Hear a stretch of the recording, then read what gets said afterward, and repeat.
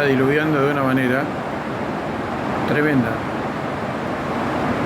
Es cierto, falta todavía para el inicio del partido, pero está el cielo muy cerrado, todo gris, pronóstico de agua para todo el día, así que habrá que esperar si es que alguna tormenta eléctrica no